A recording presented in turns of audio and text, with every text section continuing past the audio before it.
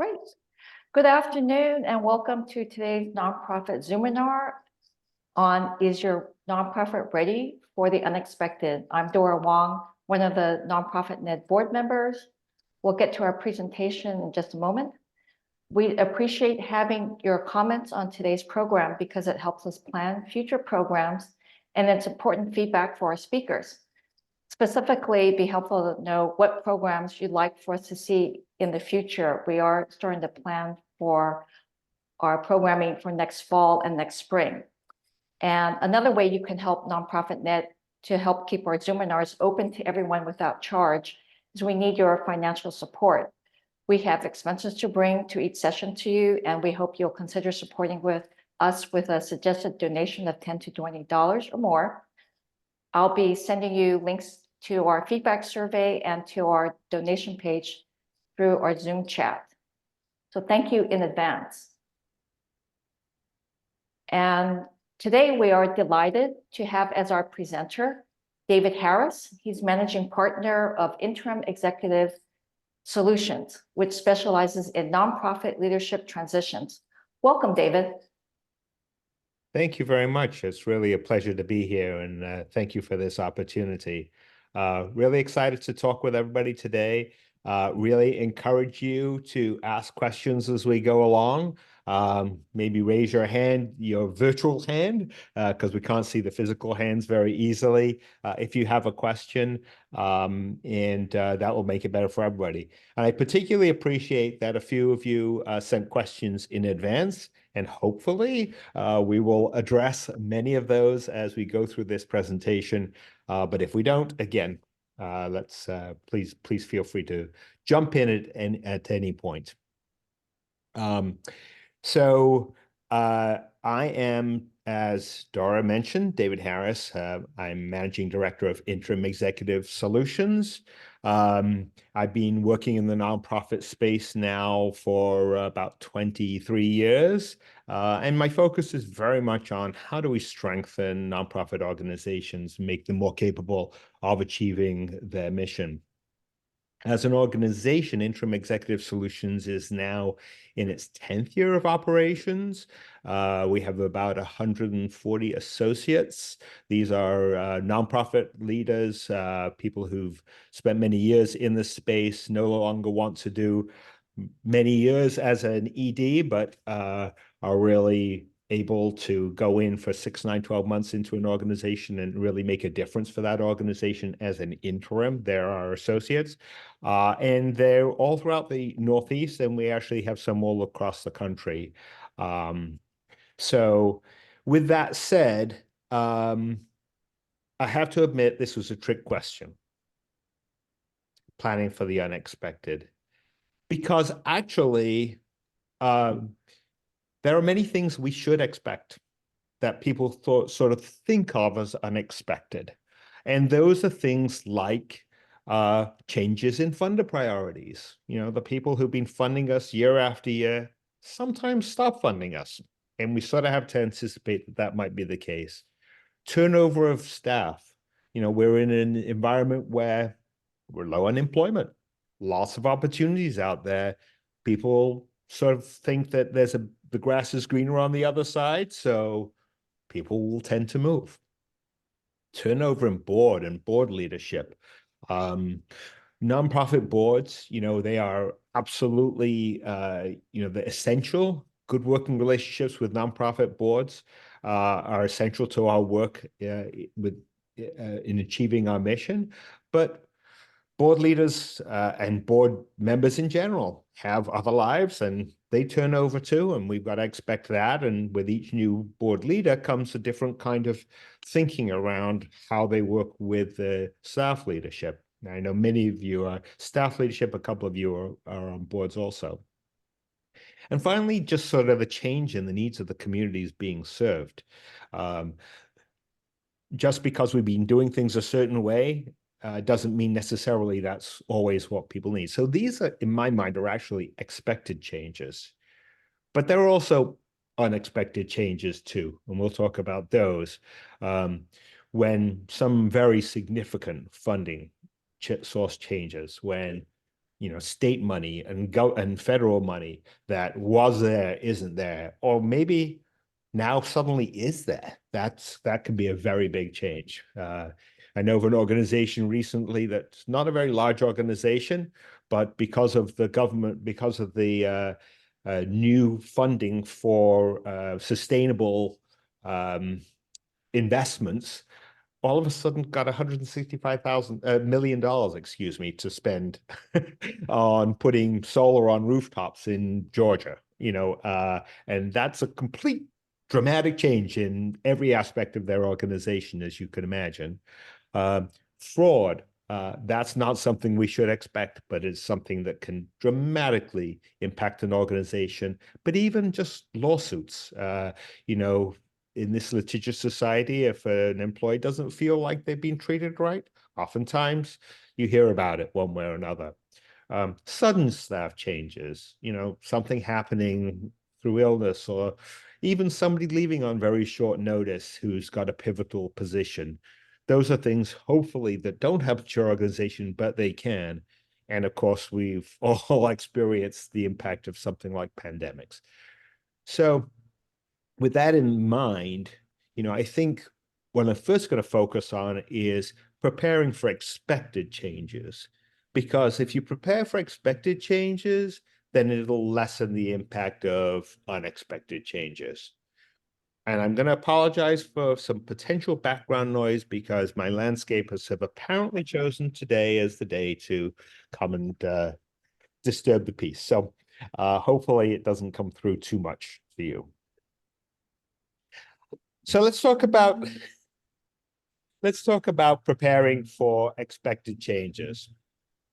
The first thing is to make sure that you have adequate funding sources. And I'm going to go in each of these in a little bit more detail. The second is to look at the operations and ensure that they're adaptable to inevitable changes.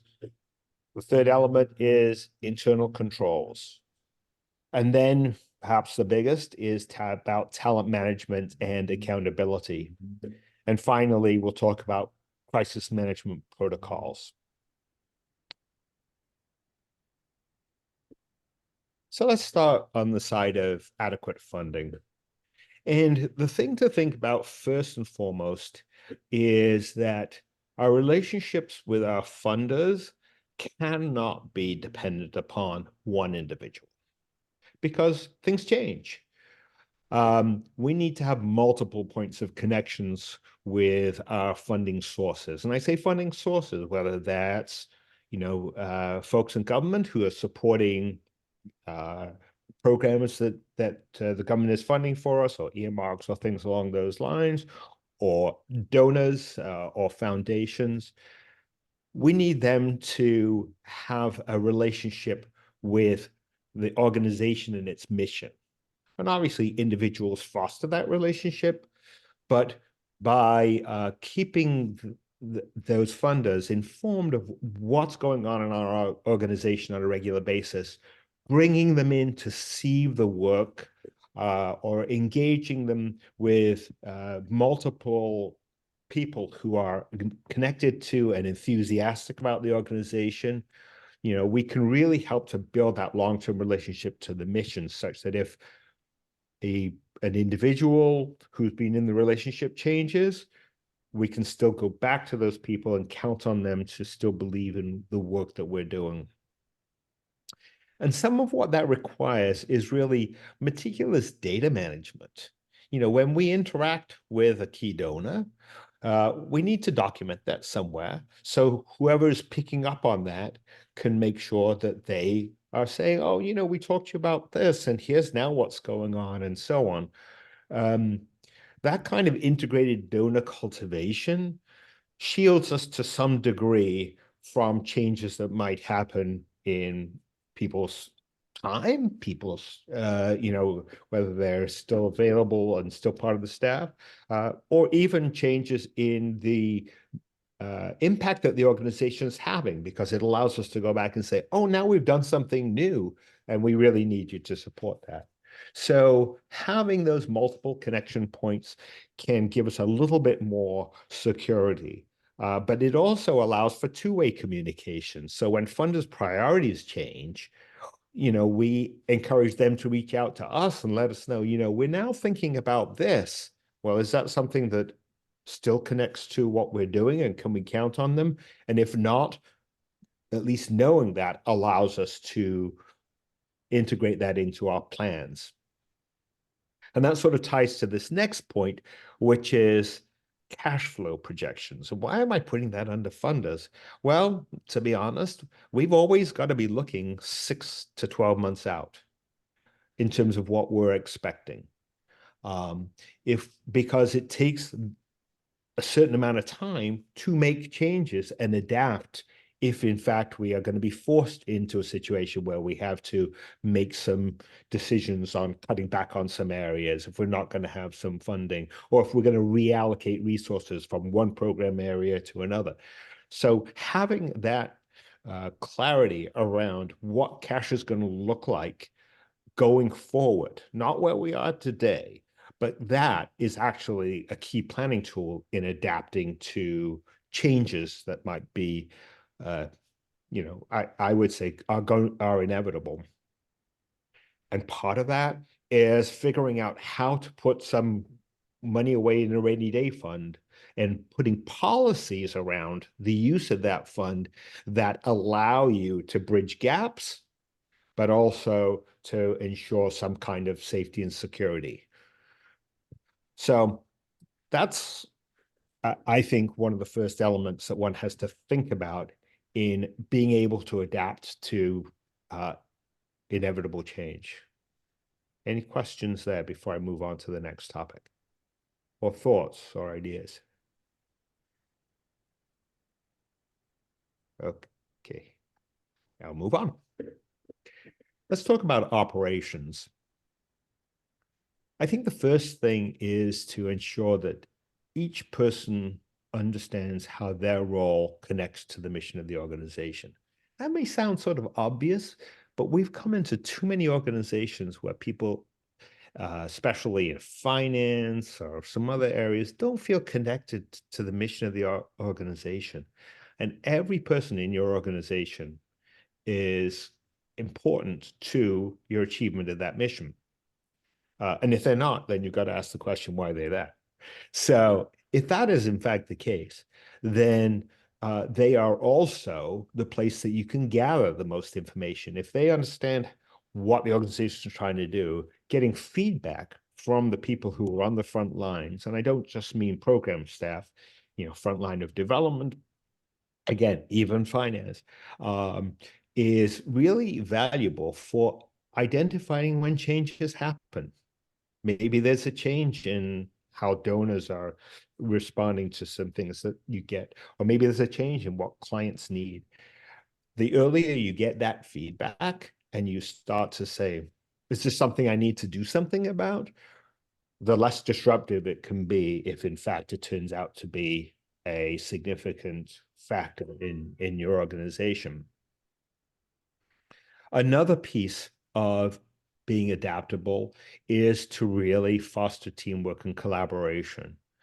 Giving people the opportunity to learn something new oftentimes is really a positive, energizing thing. There are always some people who they like to do what they like to do and leave me alone, and that's what I'm going to do. Definitely have some of those. But more and more, we have people who want to do possibly more than you think they're capable of doing, but still giving people an opportunity to learn something new gives you some flexibility, especially if it includes some cross-training, so that when you need more capacity in one area, you can shift resources. And when you need to fill in gaps, maybe short-term gaps because somebody is on a vacation or maybe on a parental leave or something along those lines, you have resources that you can fill in there, and it's a growth opportunity for somebody. So they see it as a positive.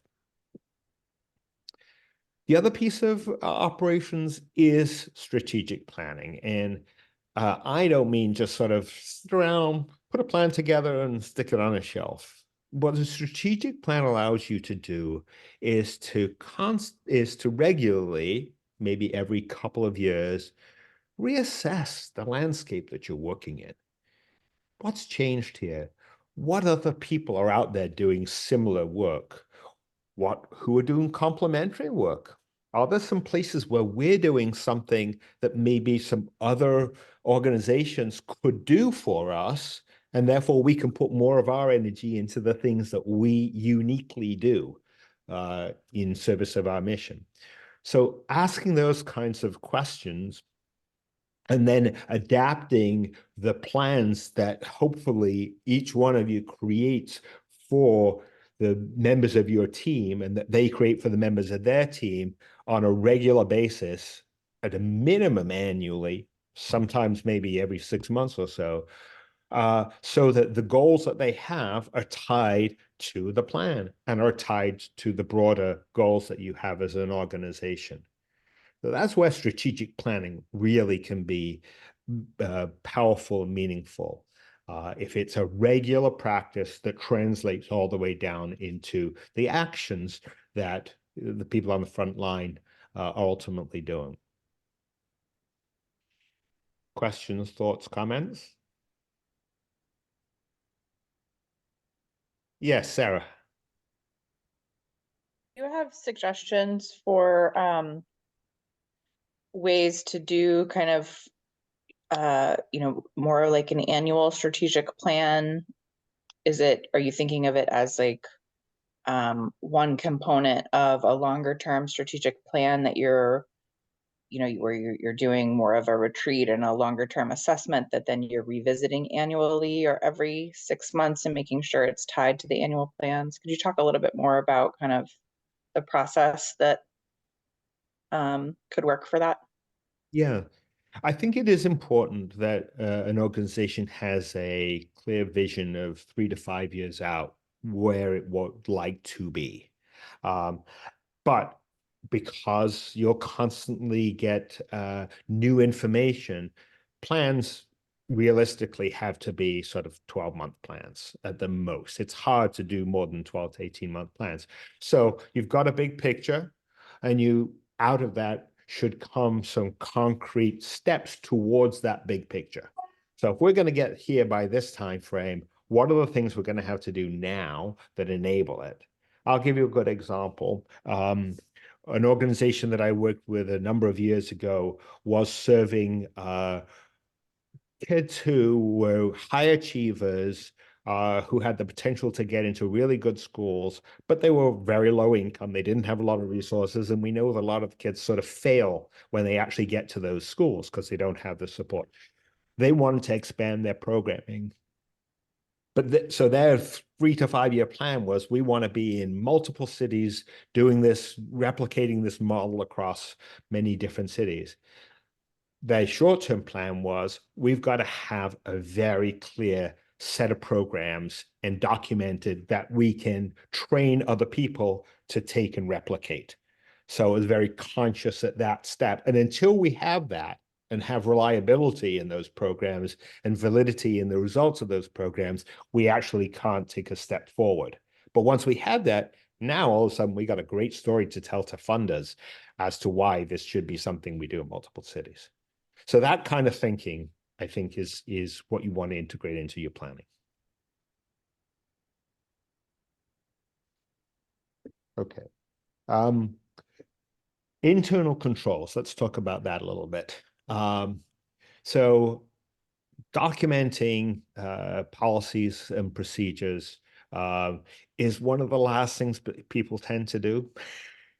But it makes it really hard if you don't have that to be able to hold people to accountable or even train them effectively on doing things.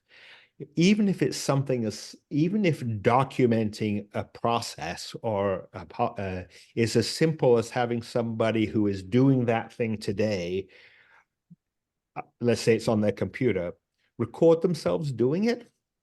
And with Zoom, you can do that. You create your own little Zoom meeting or whatever app you want. You do what you do. It records the movements that you make. Now you've got a documentation of how something is done in case somebody else has to jump into that space. That's sort of the micro level. But at the macro level, actually, the conversations around what those policies and procedures should be is really valuable for going through, well, we've always done it that way. Well, why have we done it that way? Why shouldn't we think about doing this way? And how will that get us to be more aligned to what the overall organization is trying to do? Those conversations are important, but they, ultimately lead you to a place where you now have something that you can hold people accountable for. And we all need accountability, even, in nonprofits, if we're really going to achieve our goals. One of the areas that is most important is the flow of funds. The way to prevent any kind of leakage of funds is to make sure that you have procedures for handling money that allow you to ensure multiple people are doing different things and no one person is doing everything. Because as soon as that happens, if they make a mistake or nobody's there checking. So that sort of built-in checks and balances is important. And the same thing in terms of HR, how you work with difficult situations, how your hiring practices, and how you put hiring teams together that are inclusive. All those kinds of practices are really important to establish and reinforce. Policies are useless if they're not reinforced. So that is an area. And I strongly recommend that the board review policies on a regular basis. That's not getting into the weeds. That's bringing their expertise, if they're lawyers or bankers or other things, to bear to make sure you're fully taking advantage of the reason that they're on the board, which is to help the operations be as effective as they can be. Having policies is one thing, training people on those policies is another thing. And in so many organizations that I've seen, the policies may exist, but people don't really know what they are. And so that is an area of focus that prevents anything from surprising you. And again, that's a lot of what we're trying to talk about here. On the system side, we want to make things as straightforward as possible. And to make things straightforward so that people have a unified picture of how things look, to the degree possible, your systems need to be coordinated. I've seen many organizations where, hey, development like to use this, and finance like to use that, and the program people like to use this, and they don't talk to each other. So we're actually doing more work than we really need to. Now, they aren't necessarily one-size-fits-all systems for any particular organization, but just when you make a decision to bring in or implement a particular system, and Excel is not, by the way, a system, and many people use it and think it's a system because they built all these fancy things. But when you bring in a system, doing it in the context of how it will fit with everything else and what the workflow, what impact it's going to have on the workflow of the people doing the work is really valuable. I had a situation with a client where they had a system for capturing, they had multiple locations and interacted with lots of clients, and they had a system that really would capture all of this information. But the problem was you had to actually have a login, an email on their general domain in order to use the system. And they had sort of failed to make that available because they didn't want to spend the money on the domain. And so they had a system, but they weren't using it. Easy thing to fix. And once they had it, now you have much better sense of what was going on across the organization. It's a win for everybody. So small investments in systems can have huge payoffs. And I make the point here that this last point about development finance program collaboration, that's people. So systems are only as good as the people who are using them. And there are always times when, the information or the thing that different people are working on is sort of at odds with other people in the organization. It is important to keep those communication lines active so that when people see something that is impacting their area, even though they didn't realize the person or the group doing it didn't realize it, there's a conversation that says, okay, let's get back onto a common understanding of what we're trying to do here. Questions? I'll move on.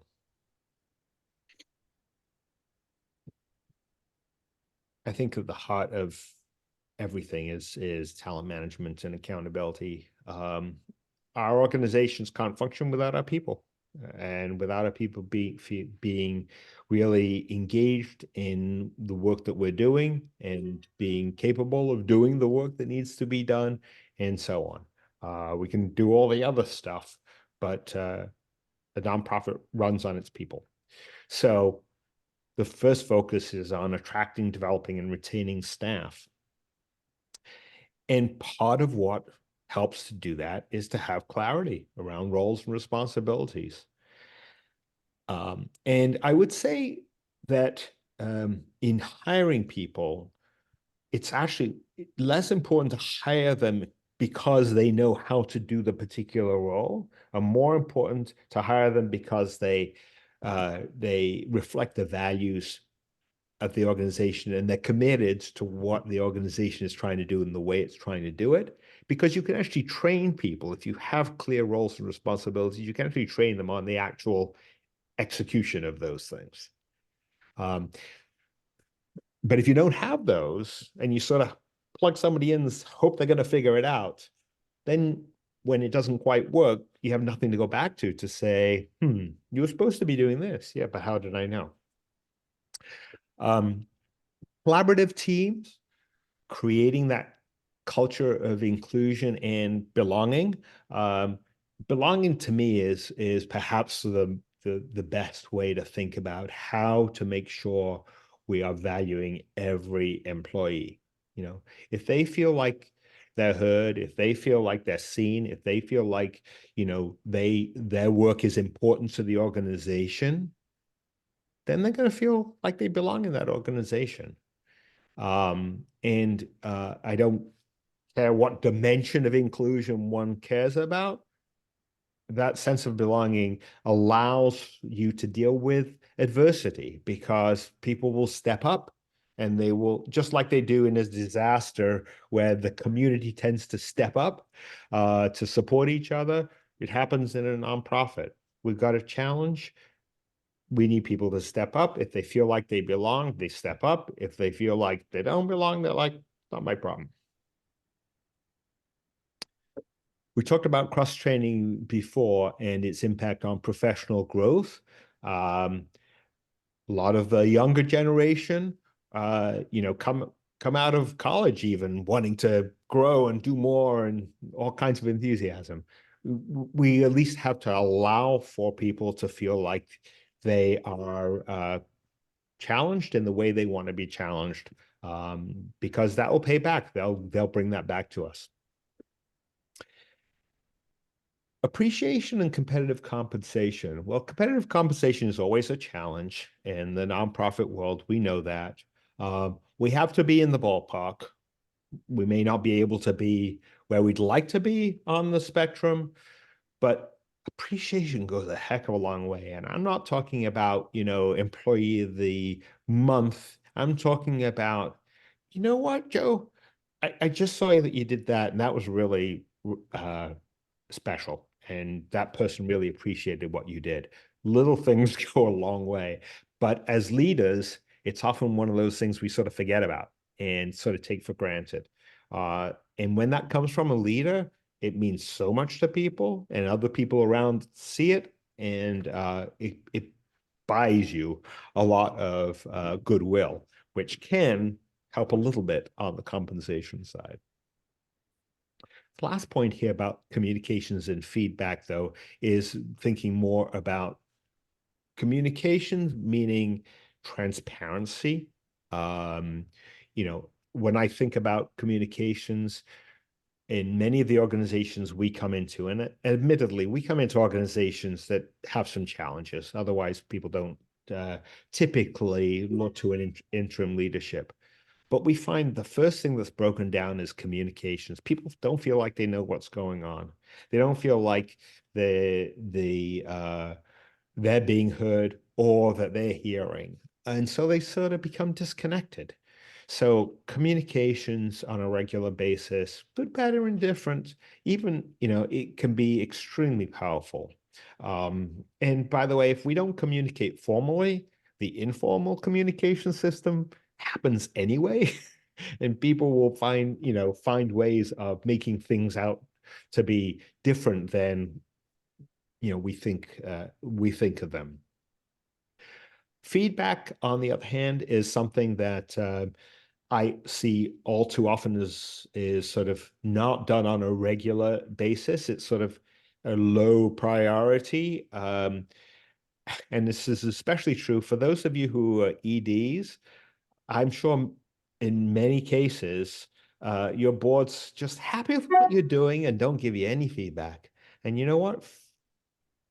I think we all like to learn, we all like to grow, and getting that feedback is really important. I've often had interims go into an organization that hasn't been giving formal feedback. And after like 6 months, they'll say, you know what, we're going to put it in a system and I'll be the first guinea pig. So board, you give me feedback, tell me how I can grow and how I can be better at what I do. And then we'll translate that and we'll do that for the rest of the organization. And that works, and it's effective, and it allows you to know where your staff is. And knowing where your staff is really foundational to succession planning. Succession planning is something that at all levels you sort of want to be conscious of. And I'm going to talk a little bit more about succession planning, but it does depend upon having feedback mechanisms that help you to know where people stand, what they're strong at, what they want to be strong at. So let's talk about succession planning. And that was one area that people had asked some questions about. How am I doing on time? Pretty good. Okay. The idea of succession planning is to proactively prepare staff to advance within the organization when openings occur. And this isn't just for the top, it's all throughout the organization. It's those growth plans that help people see a path through the organization, or at least help you see how there may be a path. Some organizations are incredible at retaining employees for a long time. And it's all because they give them growth opportunities that keep them engaged and keep them moving. What are the elements of succession planning? They're pretty straightforward. The first is understanding what work needs to be done to support our mission. So you've got to know all the pieces that are going to end up helping the organization do its work. You then have to invest in the staff so they are strong at what they do today, but they're also prepared for new roles that may open up in the future. And a lot of times, I think the way to figure out what new roles to prepare people for is to ask them, hey, what would you really like to do? What would be interesting to you? And they'll often invest some of their own time in learning the skills so that when the opportunity arises, they can step into it. And then the third piece is establishing processes that you can follow during a transition. When you get a copy of this presentation, because you will get a copy of this presentation from Dora, I've also sent along a succession planning toolkit that La Piana Consulting put together that I thought was a really good sort of outline. It's not overly complicated, but it basically helps you step through these different elements. And I think it's a worthwhile discussion document to say, where are we on this? What would it take to get to this point where we really can build this into our practice?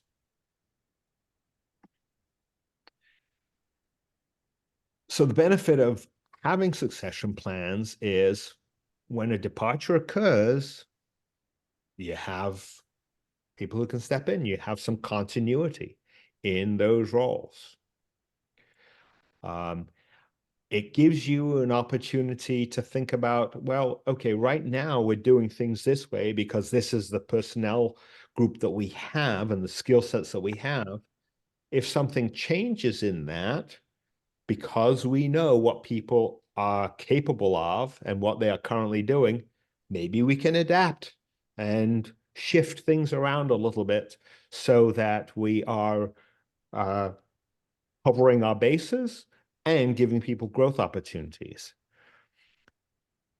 It also gives us the ability to transfer knowledge, because if we know that a person is sort of the key person for doing something, but somebody else is potentially being trained into it, they can share knowledge ahead of time about what they might need to know, or where to even find what they need to know when they need to know it, so that, again, there's not a gap that gets created by changes. And I think, to me, the biggest thing is that it reinforces the fact that you're committed to growing people. And growing people means that they want to grow your organization. So there are a lot of benefits to doing the work. It's not a huge amount of work above and beyond having conversations with people about what they do, how they can do that better, and what they'd like to do. And then you sort of have the basics for being able to put in place some succession plans. And even at the highest levels, even at the ED level, what that translates into is if there are people who have some potential for higher levels of leadership, finding projects that you can give them that allow them to build their leadership skills, so that at least when the time comes, one can consider whether they have the leadership skills to really step up to a higher level.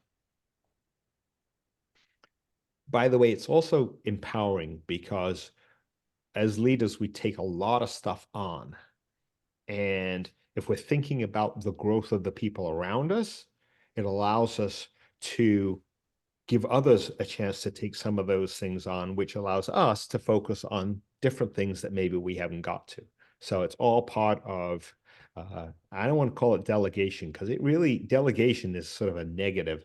It's about growth of the people in our organization. We can't grow unless the people in our organization grow with us.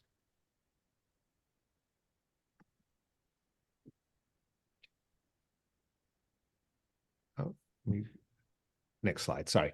I will say this is a place, by the way, that boards need to get involved. Boards need to be having these kinds of conversations with their senior staff.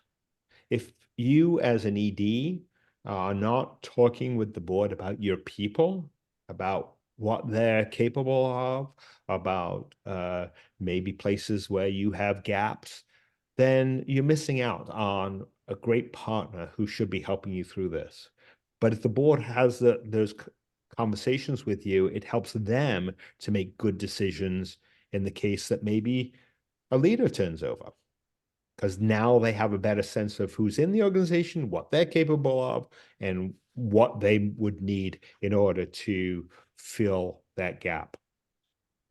So having open conversations about what's good and what's bad is really essential. Making it a collaborative process to solve problems. You know, when the pandemic hit, it was actually great because I saw so many boards really get engaged in ways that they hadn't been, not to go solve problems, not to go and do work, but to help think through how we're going to solve these problems, how are we going to adapt. And at the end of the day, the most effective nonprofits see a partnership between the board and the staff, not oversight and not just sort of a rubber stamp, but a partnership. We each have roles to play in these organizations. The one thing that boards, of course, have to do is governance. And I have a partner who is quick to say that the keys to retail are location, location, location, and the keys to nonprofits are governance, governance, governance. There are clear things that boards are responsible for, and knowing what those are and doing those effectively and managing their own turnover process is key to ensuring good governance and good support for the work of the organization. And that means making sure there are adequate resources and doing periodic financial reviews. That cash flow forecast should be something that the boards are just as plugged into as the staff leadership, because if there are gaps, they need to jump in and help to fill those gaps, or at least know what alternative actions the organization can take. But there are typically other key metrics of an organization's health that are helpful for the board to see on a regular basis. How many clients are you serving? What is the turnover level? Um, any number of things. Every organization is a little different, but having that dashboard of high-level metrics gives you the early warning signs so that what could be a crisis can actually be managed ahead of time. And being willing to see the signs, meaning, yeah, maybe this will happen, maybe this won't. Well, then put in a plan B, just in case.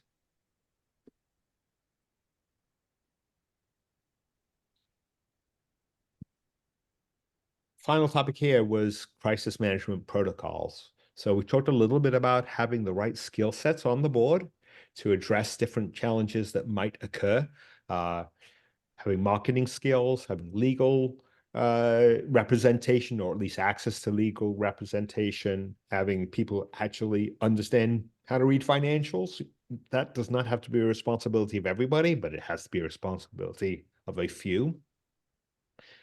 Having backup plans, everything from director and officers insurance to protocol for handling surprises. When something happens, which group of people are going to get together? Is it the executive committee and the staff leadership? Is it the board chair and the ED? Who are the people who are going to be primarily collaborating on addressing any kind of surprises? And what outside support do we have? Do we have a PR firm that if we really needed to, we could tap into if communication is a problem? Do we have legal advisors if we don't have any legal representation, or even if we do have legal representation on the board? So having those, again, in place up front mitigates the urgency of a challenge that you might encounter. And finally, board staff collaboration and communication. I'm using communication again because I just feel like transparency, communication are the fundamental things that ensure that when things happen, because they will, you have people are going to get together to deal with them. Clarity regarding who is going to be a spokesperson in any given situation. You cannot have everybody speak when there's a need to speak. There has to be one, possibly two people who have the responsibility for taking the board or the staff leadership's message to whatever stakeholder group it needs to get to. And it does need to get to all stakeholders. My experience is that, especially when there's a problem in an organization, people don't want to talk about it. And they certainly don't want to tell the funders, and they don't want to tell some of the stakeholders. That said, if you're open and honest with funders in particular, but other stakeholders too, when you have a challenge, many times, as long as the challenge isn't something that they could necessarily have foreseen or dealt with, they will step up and say, okay, we've supported this organization. We'll continue to. In fact, maybe we'll help you bridge that. It certainly happened during COVID. We know that a lot of people stepped up beyond what they had in the past because they knew there was a need. So that kind of relationship tends to allow one to navigate these challenges better than one where it's like, why didn't you tell me that? What's going on?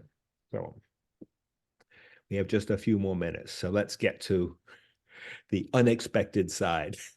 So what do I consider unexpected? Well, we talked about these things before. So let's talk about how we deal with that. The first is to implement those crisis protocols that we just talked about. To go back to, okay, what group's getting together to discuss this? What are, who's the spokesperson going to be for this? How are we going to, what kind of outside resources are we going to need to support this? And part of the, whatever the this is to make sure you're checking your facts. Oftentimes when there's a crisis, people sort of panic and don't go back to the basics of saying, let's make sure before we panic that we really know what's going on. Do we need somebody to get in and check our accounting? Do we need some legal support to look at this lawsuit and figure out, okay, what's really going on here and what our options look like and what the background for it is? Might we need some communications that are going to, because this might be something that actually gets out, or is it something that really we can control the narrative on? So checking the facts, and then also revisiting your organizational values. It's a time when people tend to throw a lot of values out the window and say, oh, let's do this or let's do that. I would say going back to your core values is always essential in times of panic and crisis. And if we've been transparent in the past, now's not the time necessarily. You may need to manage what you say to whom, but now's not the time to sort of clam up. So, and then actually being decisive. Sometimes people see a crisis and they sort of put their head in the sand. They see the signs, whether it is, all of a sudden a lot of turnover, or we get a couple of lawsuits or things like that, and they try to sort of pretend that it's not there, make it go away. These things tend not to. So you have to, at a certain point after you've checked the facts, after you conferred with professionals, you have to act decisively, because that's what will rebuild trust with your staff, with your stakeholders. Here's the situation. We don't like it, but this is what we're doing about it. And again, it comes back to coordinated communications and strategic communications to the various stakeholder groups, so people feel like they're in the loop. A couple of things, Dora, and then I'll finish up. Just for what it's worth, I'll tell you, we went through an exercise ourselves within our organization about what our values are, and we use this as a guide for all the work we do. We really want to be inquisitive and learn and listen. We really want to be inclusive and bring multiple perspectives to the table. We really want to be transparent with our client boards, with our staff, about what we see and where we think, what we think the implications of that are. And then we want to act through people. Those happen to be our values, and we use those as our guideposts for the challenges that we face. So finally, sort of stabilizing and strengthening the organization, this is sort of a summary, I think, of what we've talked about, means ensuring that the daily operations run smoothly. That the various things that we've talked about are in place so that we have fundamentally, a sound, predictable organization. But then working collaboratively with teams to solve problems, surfacing problems early on before they become big problems so that we can try to nip them in the bud, if you will, maintaining strong communications with the various stakeholder groups, uh, and preparing staff and board for the reality that change is inevitable. And our job is to adapt as we need to. And finally, seeing the board and staff as partners in the work that is being done. With these foundations, you can weather most storms. And I'll say the last point is that a high functioning organization that has looked at each of these things is going to be more attractive to new stakeholders, whether that means attracting new staff members, bringing people onto your board, adding funders, or adding clients. Dora, do we have time for one or two questions? Absolutely. Okay, so if anybody has a question, feel free to jump in and raise your hand. I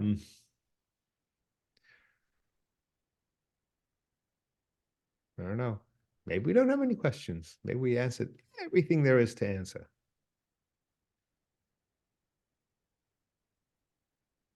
Julian, looks like Julian has a question. Hi. Yeah, so I run this orchestra, which is a very new organization. I think some of the things in this really great presentation. First of all, thank you so much for this presentation. I really enjoyed hearing your thoughts and hearing your suggestions for nonprofits. I run this very new organization. It's just like an orchestra that of volunteers that happens in Back Bay in Boston. And so for very young organizations, what kind of steps would you suggest to moving towards this kind of preparation for emergencies and unexpected things? Because for example, like we don't have like a very like extensive like set of board members or procedures yet. We don't have like a huge amount of people on payroll yet. It's still like baby steps. But what kind of steps do you think we should be taking in this way? Yeah, that's a really great question. I think that thinking about what things you need to do internally versus what things you might be able to parcel out. What I mean by that is, small organizations, obviously, you don't have financial processes and procedures, but you know what? There are really good outsourced organizations that can do that work for you very effectively and tell you where you stand and tell you what your, cash flow forecast might look like because they've got it built in. Simple HR policies. I noticed Becky Pardo was on this call, and she does outsourced HR for folks, and basically can help you say, well, okay, do you have these basic things in place that every organization should have? And if not, here's some templates you can use, so you don't have to reinvent the wheel. Most of the time, that there are good starting points for smaller organizations that you can just take off the shelf. You just have to be conscious of doing it. Do I have a way that we're doing these things that is predictable and that builds confidence in the team that we're doing things the right way? Great, thank you so much. I appreciate it. Well, thank you so much, David. I know you've really captured everyone's attention because everyone stayed for pretty much the entire hour. Before you leave, a reminder to everyone that your feedback on today's program is very important. And I just want to remind you that hundreds of organizations, including yours, have benefited from our Zoominars. And so that way we can keep them going without charge. Your financial support is appreciated. Please consider making a gift of $10 or $20 or more. And finally, I'd like to make a plug for our Leadership Acceleration Program. Let me just do a quick screen share there. If you're facing management challenges and you feel like you're navigating through the fog, but you don't have to do it alone. Our 9-month Leadership Acceleration Program is designed to support nonprofit leaders as you tackle important challenges. within your organization so you can elevate your leadership skills and make a significant impact on your organization. So apply today for our Leadership Acceleration Program. We are accepting applications through August 10th, and the program starts in October of 2024. And finally, please support us, help us to continue to bring free programming to Greater Boston's nonprofit community. This is the last Zoominar for our spring season. Thank you so much for attending. We look forward to seeing you again in September. And be sure to watch our website and connect with us on social media for program updates. Thank you so much.